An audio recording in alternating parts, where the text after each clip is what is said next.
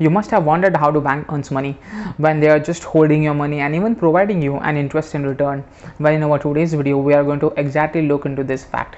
So if you are new to my channel, my name is Aman, and in my channel I break down financial concepts into simplest way possible. So if you are someone who is interested in finance or wants to learn more about the topic, then I believe that this channel might help you. I've also made playlist for accounting basics videos as well, so you can check out the same. Well, without wasting any further time, let's just start the today's video.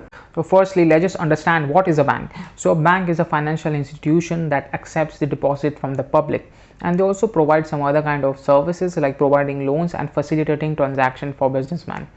However, one main important point is that bank also act as an intermediary between different sets of people, be it borrowers, lenders, etc. So now we move on to the types of bank. So in reality there are many types of bank, but these are the four main types that we need to understand and keep in mind. So first is central bank. So a central bank is an apex financial institution of the country. In India, Reserve Bank of India is a central bank, and in USA, Federal Reserve is a central bank. However, one main point of central bank is that central bank helps in issuing of the currency, and it also regulates certain economic conditions of the country, be it managing inflation or managing foreign exchange. Now second, we move on to the commercial bank. So commercial bank refers to those types of bank that provide services to the common public, be it current account, savings account, loans, credit card, etc. However, the main goal of the commercial bank is profit. In India, HDFC Bank, ICICI Bank, Axis Bank are all examples of commercial bank. Now the third is cooperative bank. So cooperative bank are those type of bank which are owned and operated by their members, and they are typically based in rural areas. The main aim behind these bank is to promote saving and to provide their members a loan at a lower interest. Now fourth is regional rural bank. So regional rural bank are those type of bank which aim to provide banking services in the rural areas, for example Andhra Pradesh, Gramin. Now the most interesting point, like how do bank earns money? Now number one is providing loans and earning an interest in return. Now let me break it down for you. So we all know that the public deposit their money into bank, and in return they receive the interest, and let's just say the rate of interest is around 4% to 5%. Now bank doesn't keep that money with themselves. However, they lend out the money to other people as a loans, be it home loan, car loan, etc. Now let's just say the rate of loans is around 12% to 13%, and the rate of interest that they provide to public is around 4% to 5%.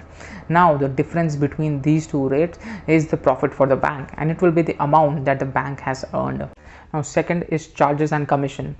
Now bank usually offer their customers credit card. However, some of the credit card might be free, most of them are paid, and bank usually charge a maintenance fee for those credit cards at the end of the accounting year. And some of the bank may also charge maintenance fee from their customers in order to maintain their bank accounts. Now the last are investments. Now bank, apart from giving out loans and providing services, also make certain kind of investments. For example, a government may offer their bonds to certain government bank in order to facilitate money for certain construction projects, or a bank may acquire a stake in some of the other companies, or maybe their own subsidiaries as well. I'm sure you must have had one question in your mind, like, Aman, if you're saying that banks are giving out our money as loans to other people, and what if it fails to provide my money when I need all of the money that I have in my bank account? Now, in order to prevent a certain situation from happening, bank needs to follow certain criteria known as CRR and SLR. Now let us look into what is CRR and SLR. Now the first is CRR, or cash reserve ratio.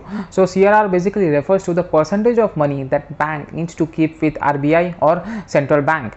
Now currently CRR is around 4.5%. However, one main important point to note about CRR is that CRR basically gives an estimate to RBI regarding the amount of money that has been flowing in the economy. And secondly, CRR also helps in reducing inflation, because whenever there is high inflation, then Reserve Bank increases the CRR rate, as a result of which the other banks will have less amount of money to lend, and thus reducing inflation. SLR basically refers to the percentage of money that bank needs to keep with themselves. However, the main objective of SLR is that bank has enough liquidity in the times of need. In the previous example that I stated, like if a person wants to withdraw all of the money that they have in their bank account, then the SLR comes into the picture. However, currently 18% is the SLR rate that all bank needs to follow.